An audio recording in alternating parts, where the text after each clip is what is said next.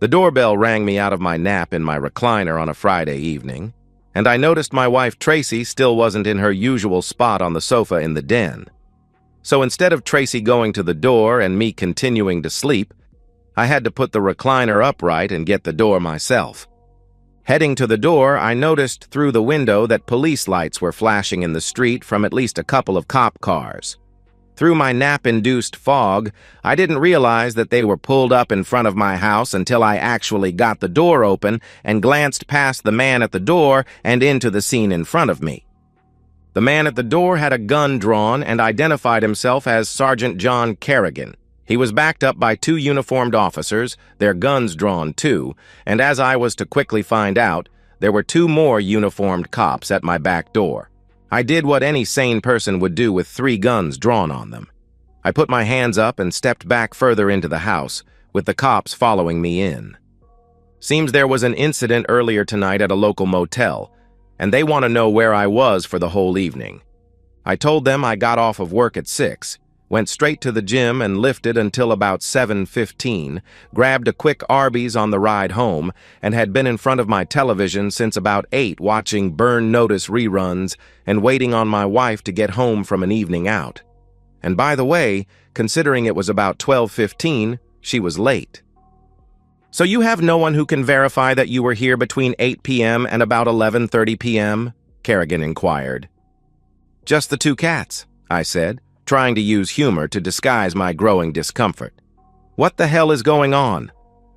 Mr. Easterling, it seems your wife and a friend were shot earlier this evening at the Safeway Motel on Grand Street, and since you have no alibi for that time period, you'll have to come with us.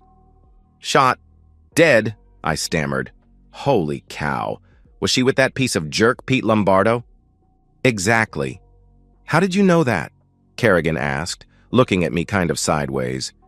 Because she was having an affair with that piece of jerk, and that's where she probably was. My brain did a quick reset while the police looked around my house. They looked through a bunch of our closets and drawers, with my permission, because honestly, I didn't have a clue what they were looking for until they found my Sig 9 M11 and bagged it. Then it hit me. They think I killed my cheating wife.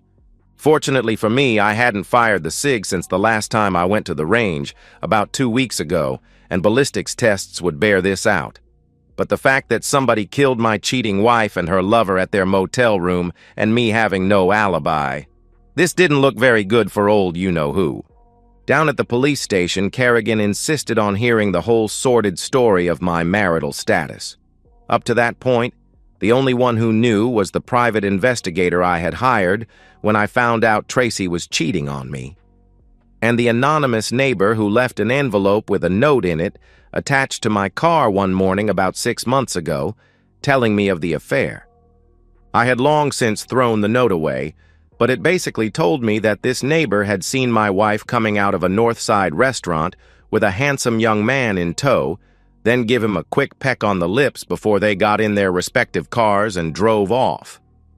I must have read the note a dozen times, not believing it at first, then memorizing it the more I reread it. Tracy was the love of my life. I just couldn't believe she'd ever step out on me.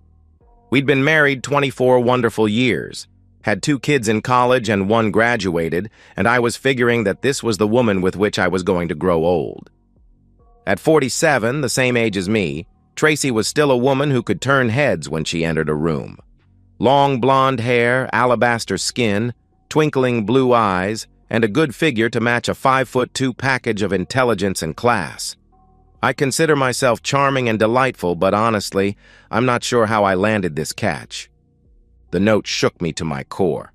I thought our life together was perfect. We enjoyed an active and vigorous love life, and while I'm just average size, I enjoy bringing the house down with other activities. And I can't tell you how many times I've left Tracy completely wiped out. She's incredibly responsive in bed, and I will do whatever it takes to please her. So why is she cheating on me? That's where the private investigator came in. I hired him to tail Tracy for a month, from the time she left the house in the morning until she came home to me at night. Normally, Tracy was home before me because she worked a normal 8 to 5 job, but she did occasionally run some errands, have a drink with the girls, or need to stay at work for an extra half hour. I trusted her completely and never gave it a second thought, even when drinks with the girls got her home after 10. Well, apparently I am an idiot, because many of the errands, extra work, and drinks with the girls were hookups with this Lombardo character, the private investigator informed me. We live on the south side of a rather large city, so a north side hookup at a bar and then a motel was usually the order of the day. Judging by what he could uncover from talking to several of the north side motel desk staff, the affair had been going on for about a year. The Lombardo character was apparently a fairly new co-worker of Tracy's at the bank where she worked. He was 24, blonde and blue-eyed, with a six-pack of abs and a pair of pretty big arms. I'm not a wimp, but I'm not a real big guy either, so I'm guessing it was the arms that got her. It certainly couldn't have been size, because from viewing the videos the private investigator brought back, he wasn't any bigger than me. Although being 24, he usually had an extra run in him per session. He also was a little more physical in the lovemaking department than I am, which seemed to really turn her on.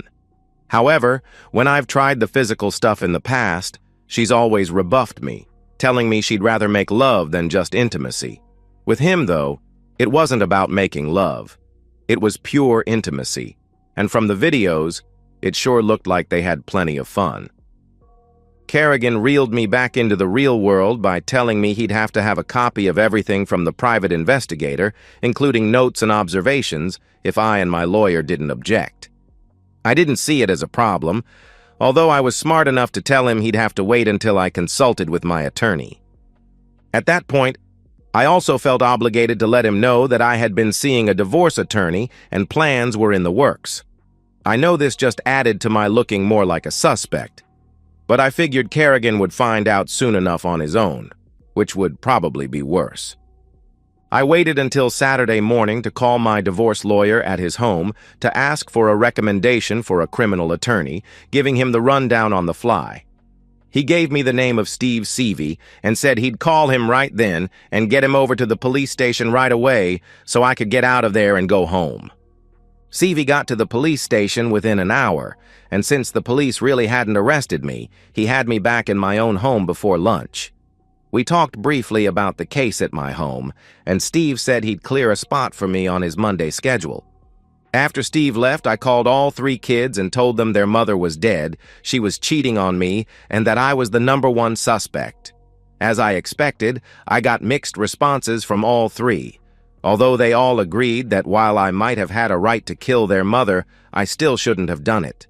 It took a lot of explaining around a lot of hysterical crying to tell them that I didn't do it because somebody had apparently beaten me to it.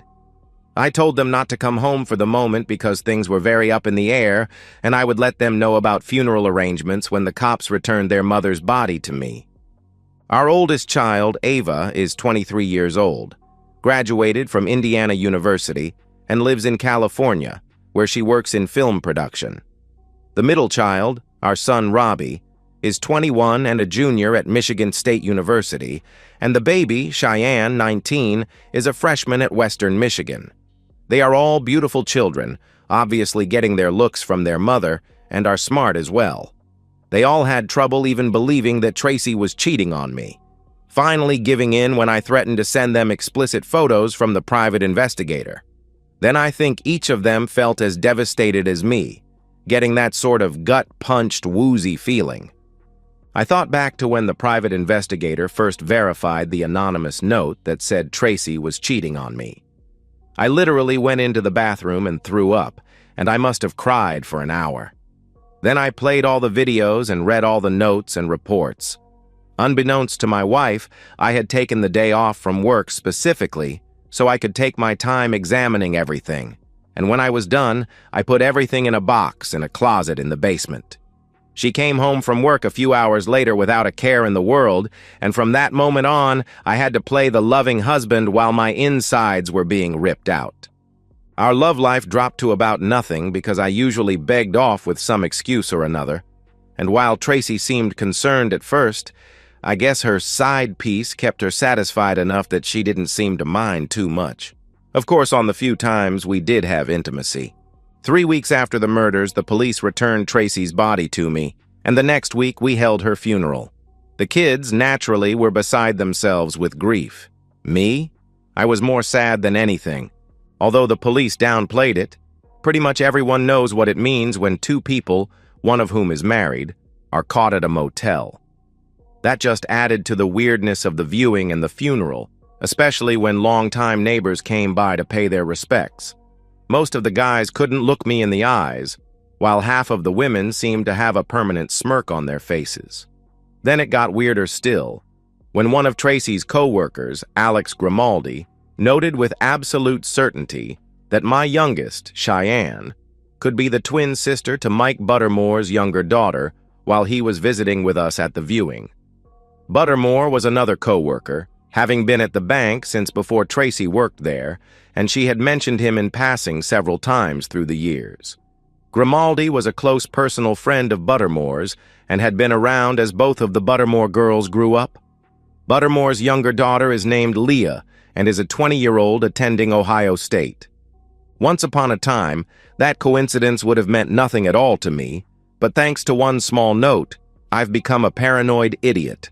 So before the kids left for their respective homes after the funeral, I made sure to save a glass that each of them had used so I could get a DNA sample. I never said anything to them, but you just never know, you know? I had no reason to suspect anything for almost 24 years. Now I'm seeing cheating partners behind every door. 2 weeks later, my newfound paranoia was justified when the lab results of my kids' DNA tests came back, and 2 of them weren't my kids, at least biologically. My son and younger daughter aren't mine, according to the tests. I called and they verified. Nope, not mine. They do, however, have the same father. It's just not me. Back to the bathroom for another upchuck. This just keeps getting better. This might be even more devastating than when I found out Tracy was cheating on me. My kids, not mine. I raised those kids. I gave those kids every ounce of love I have. And now I find out I've been loving another man's children. Not only did Tracy cheat on me with one guy, she cheated on me with at least 2 guys and had me loving another man's children for all these years. Well, forget that. I gave those kids the love. I raised those kids. I might not be the father, but I am their dad. Tracy took this secret to her grave, and that's where it's staying.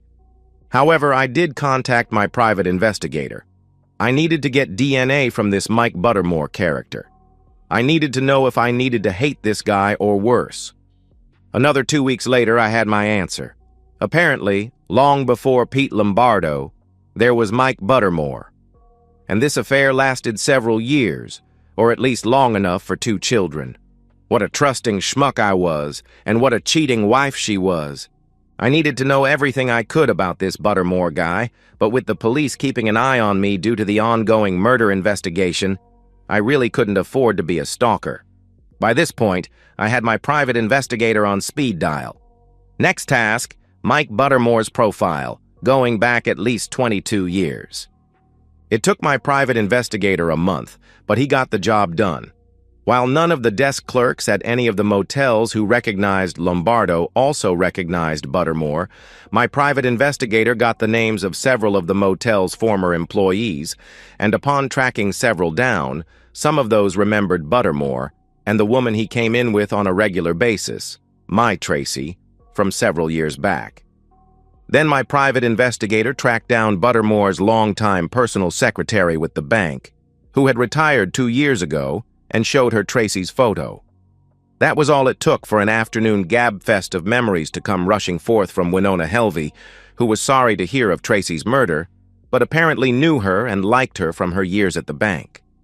Turns out, Tracy was considered Buttermore's work wife, helping him out on most bank projects, helping him pick out his suits for work, and apparently even picking out several of his wife's Christmas and birthday presents as well. They were inseparable, Winona said, although it never seemed to her that it might have gotten too personal. She was such a nice girl, very smart and pretty too, Winona commented to my private investigator over tea and wafers on her porch. The story was a little different when my private investigator finally got a chance to talk with Buttermore's current secretary, who had been with him since Winona retired 2 years ago. Allison March noted that while the pair had been close when she first came on board, the relationship cooled noticeably about a year ago to the point where they barely acknowledged each other in the office. Had she told the police about this when they questioned people in the office following the shootings? No, because nobody ever bothered to speak with a lowly secretary, she sniped when my private investigator asked. I called Kerrigan and headed over to the police station as soon as my private investigator left. I gave him all the info my private investigator had given me, plus some DNA profiles that might prove to be helpful. I told him that I would explain the profiles if his lab people found a match. 2 days later, Buttermore was in custody on suspicion of murder. The info from Winona and Allison had given the police their first real break in the case, and when Buttermore's DNA matched with that of my kids, Kerrigan was able to get him to confess. He had murdered Tracy and her lover because after 22 years, she had replaced him with a younger model. He had attempted to win her back, but when she refused to even meet with him, something inside him snapped. Buttermore told Kerrigan that the affair started soon after my wife had our first child. They would usually get together once a week, sometimes twice, for intimacy. When they went to business conferences together, they stayed in the same room although the company paid for 2. And sometimes they just told their respective spouses they were at a conference when they just wanted a few days together. Neither spouse seemed to question anything, and when Tracy got pregnant, she said her loving husband would never doubt that the children weren't his. So why ruin a good thing by saying anything? She told him she loved her husband. He was a good provider. But love with an outside secret partner was just too much fun to pass up. I sat in the back of the courtroom every day for Buttermore's trial. When the district attorney found out I had no clue about Buttermore's affair with my wife for more than 20 years, he figured I had nothing to help the prosecution's case, so I was never called to testify about anything. This was just as well because while Buttermore may have gotten intimacy from my wife for more than 20 years, he also got life in prison for killing her. He'll never know it, but if he had waited just 1 more week, that would have been me on trial for killing the pair. Sitting in the back of the courtroom every day also gave me the chance to watch the daily ritual of Buttermore's devoted wife, Jan, entering the courtroom, walking up to the front railing right behind the defendant's table, and then giving him a lingering and soulful French kiss before taking her seat. I wonder what he was thinking as his wife slipped him her tongue covered with fluids, from our daily ritual of the beautiful Mrs. Buttermore meeting me in the parking garage every morning right before court started for the day. Turns out she was none too happy with Mike cheating on her with my wife for all those years, and when she approached me with her plan for some revenge, what could I say? Maybe we'll even keep this up after their divorce is final. It would only be fitting. And that's the end of today's story. If you enjoyed it, please give this video a thumbs up and drop a comment below. Your support helps the algorithm push my content further. If you're new to the channel, don't forget to hit that subscribe button. It really helps me keep creating more stories for you. Thanks for watching, and I'll see you in the next one. You could blame it all on Pappy, I suppose. He served in World War II with Patton's Third Army on its dash across France and all the way to Pilsen, Czechoslovakia. Along the way, they hit the southern flank of the German advance in the Battle of the Bulge and liberated a concentration camp or 2. Not a bad piece of work. Pappy came out of that war proud and optimistic, feelings that soured in the face of post-war Soviet aggression.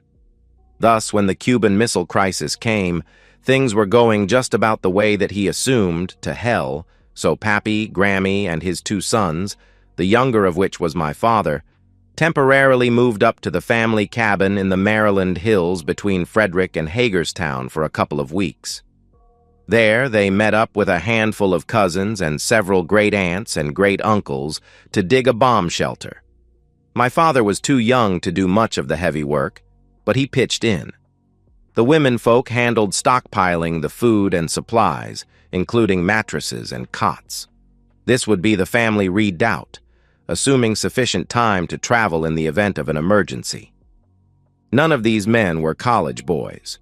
They all worked in the building trade, so between them, they rousted the equipment and supplies and quickly built a reinforced concrete bunker designed to hold 15 people for 4 weeks, if you really squeezed in. Years later, as the result of an overheard moment of candor, I learned that the plan had originally been for a shelter that would hold Pappy's immediate 4-person family for 3 months, figuring for radioactive fallout. But then you really cannot politely ask family to dig a bomb shelter that you are not going to let them use, so Pappy changed the plan on the fly. The base of the shelter was 20 feet below ground with 8 feet of clearance from floor to ceiling. When you factored in the 1-foot-thick reinforced concrete ceiling and the 1-foot-thick reinforced concrete floor, there were 10 feet of dirt covering it to get back up to the level of the surrounding ground. Then, to provide extra protection, they layered 5 more feet of earth over the main bunker site, figuring that it would settle over time even when compacted. The entryway, however, stood a bit away from the mound that had been added to the surface of the bunker. There, a heavy steel hatch covered a circular shaft with a ladder up to the top. The hatch was recessed into the ground so that earth and grass camouflaged the door a bit. To enter, you had to pull the hatch up. If you were inside, trying to get out, you had to push it up. Pappy was particularly proud that closing the hatch made an airtight seal so that no fallout or biological or chemical agents could get inside. Maybe this sounds like a bit of overkill, but the cabin was not too far from Fort Detrick, where the Army did, and does, biological weapons research, and Camp David, the presidential retreat. Pappy rightly figured that the area was going to take a pounding if the balloon went up, so why not add some protection? Still, the concentration of fire would be lower there than down in the immediate Washington, D.C. suburbs where they lived, so it was a reasonable solution in those troubled times. Fortunately, the bunker was never needed. Dad, who had inherited the cabin, did take my mother, sister, and me up there when we were kids, just so we would know where it was and how it worked, in case we needed it. Doing so, we realized that due to some sloppy design choices Pappy and the family building crew made, it was not possible to stay down there for any extended length of time. About a day was the limit with 4 people. More was theoretically possible if you had the hatch open. Otherwise, the oxygen ran out. We knew because when we stayed there for one night, my mother was complaining of a headache the next morning. The rest of us were dopey.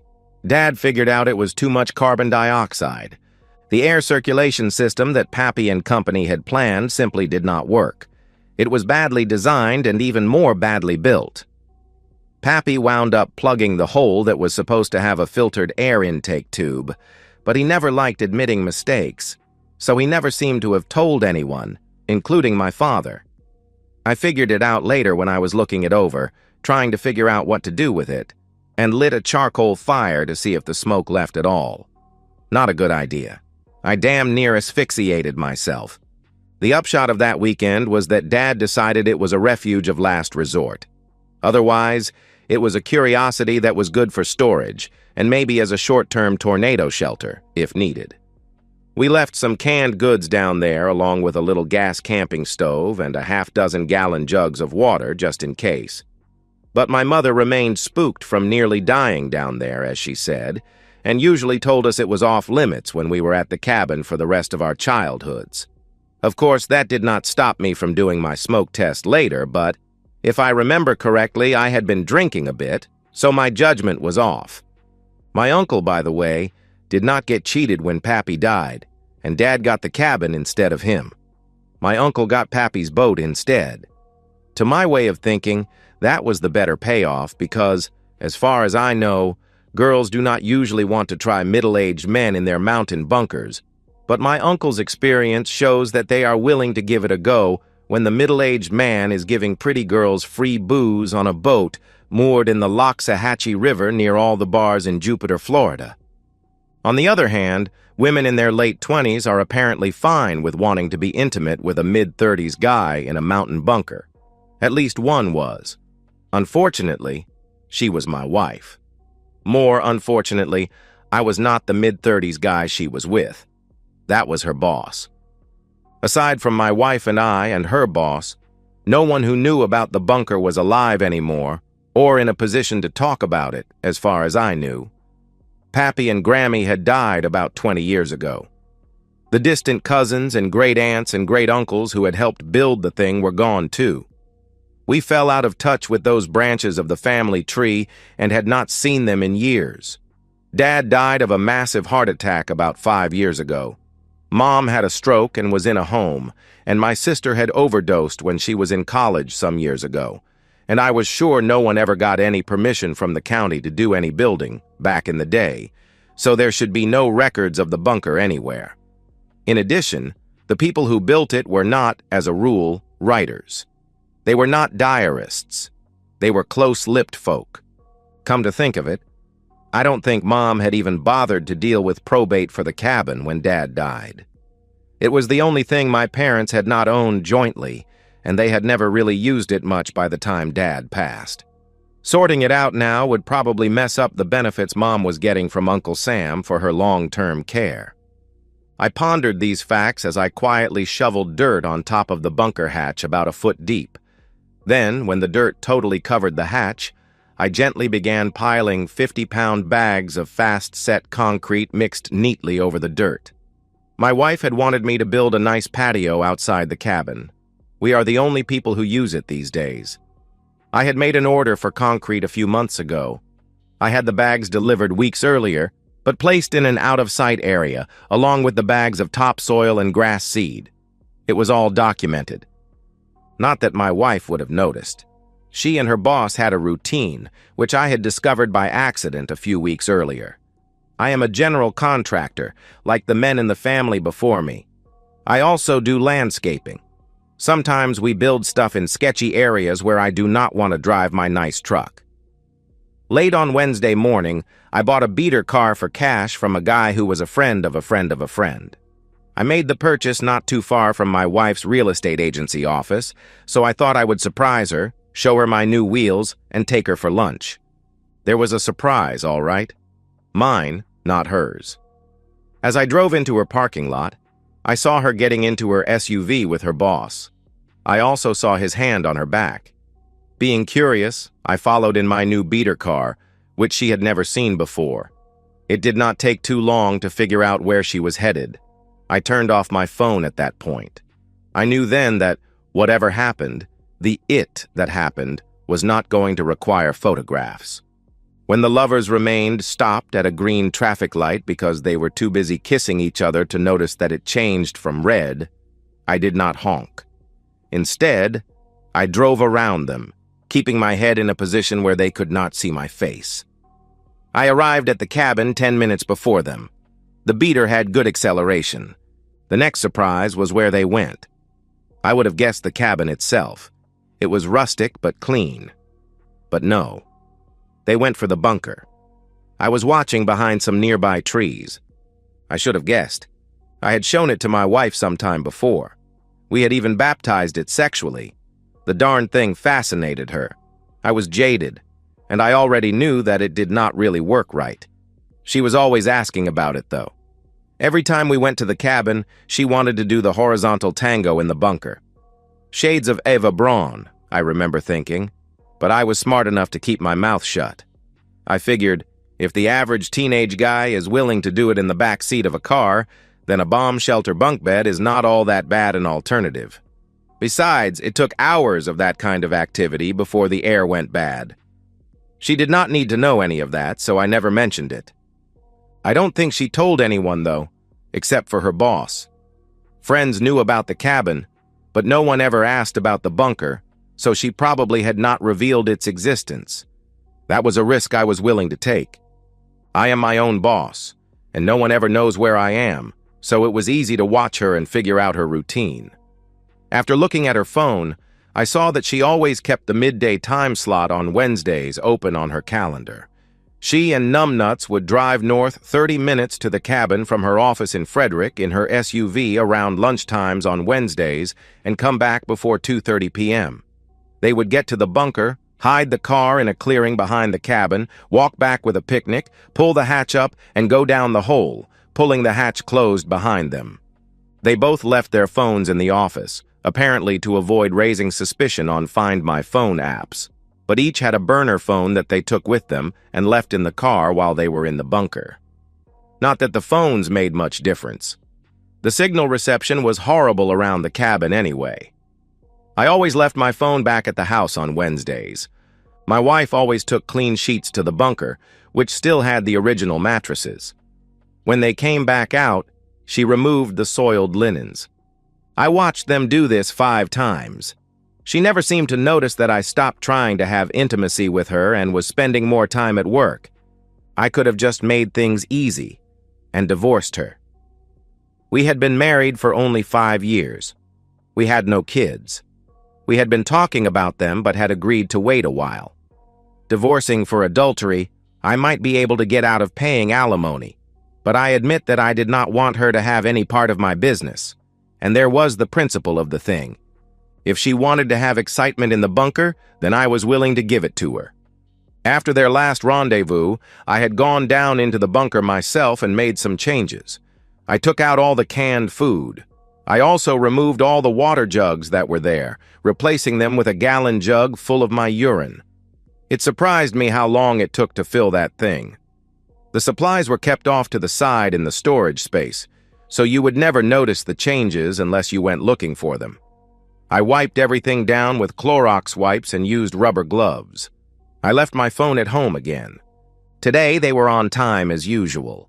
They went down with their picnic, and 1 minute after they had shut the hatch, I was carefully covering it with dirt and then with the bags of concrete mix. It made a nice pyramid. The way it was laid out, you would never know there was anything underneath. The pyramid had to weigh about 900 pounds. Add to that the weight of the steel hatch, and there was no way that hatch was going to open unless I wanted it open. I dragged a concrete mixing tub out of hiding and loaded it with tools so that everything looked like a dutiful husband was going to build a patio, just like his loyal, loving wife wanted. It would probably take the lovers a bit of time to figure out that they were staying for longer than anticipated. I used my spare set of keys to pop the hatch on my wife's SUV, laid my bike down in the back, and made the half-hour drive to Hagerstown. I parked in an area experiencing some social distress. The locals, a number of whom were waiting for the nearby methadone clinic to reopen after lunch, looked at me with interest. Dressed in my cycling shorts and jersey, as I pulled the bike out of the cargo section of the car to enjoy a ride on a nice early spring day, I could almost hear the gears clinking in their heads about how this guy's car was going to be unattended for a while. As I got on my bike to pedal away, I made sure to drop the car keys on the street, but pretended not to notice. My wife's purse was visible on the front seat anyway. I rode off thinking that if that car and its contents were there undisturbed half an hour later, it would be shocking. I then made the 16-mile bike ride back to the cabin. When I got there, the bike fit right into the trunk of my beater car. I hung around for a bit to see what would happen. It was now dusk. The pyramid of concrete bags was undisturbed. I thought I heard some clanging, like metal was striking metal, but it was very faint. It certainly was not a guilt-inducing, telltale heart kind of banging. Maybe it was the wind. When it got dark, I drove my beater car back home. Once there, after showering, I made sure to send a text message to my wife's phone, asking where she was and when she was coming home. I also called her office number and left a voicemail asking the same thing. Later in the evening, I called some of her friends to make a record that I had done so. One was a work friend, who eventually confessed that my wife had left with her boss around lunchtime and never returned. Then I called the boss's home landline and spoke to his wife, who turned out to be the true owner of the real estate agency. Together, we worked ourselves into a frenzy of near certainty that they had run off together and could go mess themselves. With that, I went to bed. The next morning, I called a divorce attorney and asked for advice on how to divorce a woman who had run off with her boss, just to have a witness that I had done so. No one from the real estate office ever called the police. My wife's boss's wife informed everyone the next day that the two cheaters had run off together, and that's a good riddance.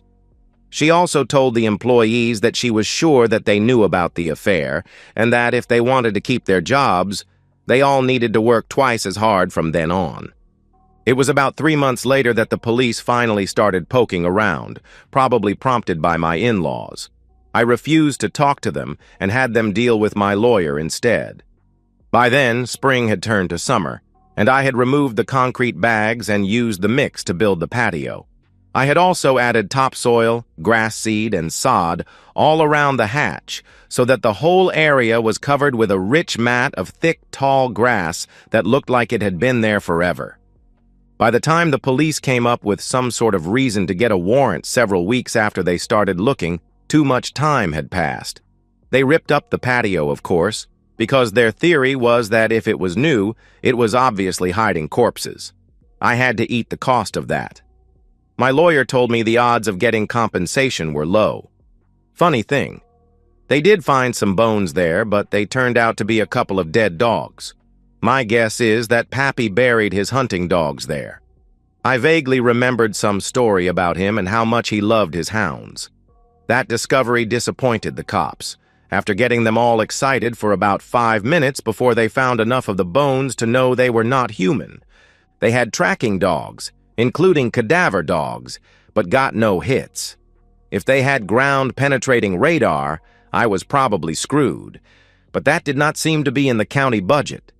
They eventually lost interest. I think my looking of a pathetic and wimp husband helped. What's a little pride, after all? Now, a couple of years after the fact, after adding more and more dirt and grass to the area around the hatch opening every year, you would be hard-pressed to imagine anything was under the dirt. I suppose that there is always the risk that someone could find them, but I thought they would have trouble proving I did anything if they ever did find anything. What the heck were they doing inside there, Officer Friendly? I would say. I'm as shocked as anyone that they got trapped there. As you can see, there is no lock on the hatch. I can't understand why they could not just open it and leave. What a tragic accident. I don't even own the place. I never even knew that thing was there. That's from the Cold War, right? Gosh, that's way before I was born. I thought she took off. My wife must have stumbled onto this love bunker somehow when I was not here and decided to keep it as her secret infidelity nest. I have no idea how all that dirt and grass got there covering the hatch, officer. But nature is a powerful force. We underestimate it at our peril. Beats me why she took a jug of urine to her love cave. I hear you telling me that DNA analysis says that the urine is mine, but that sounds like you're bluffing me, to be honest. Maybe she harvested it from me while I was sleeping. So I can't think of any reason why she took a jug of someone's urine with her down there along with her baguette and soft cheese picnic. And dead lover. From what you were telling me, she seems to have had a whole love life that I never knew about, so maybe this was some kind of weird fantasy.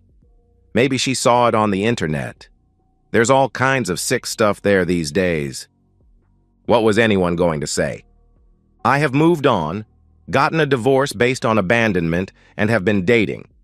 I wondered if I would experience any regret over time, but happily, I have not. I don't go to the cabin much myself anymore.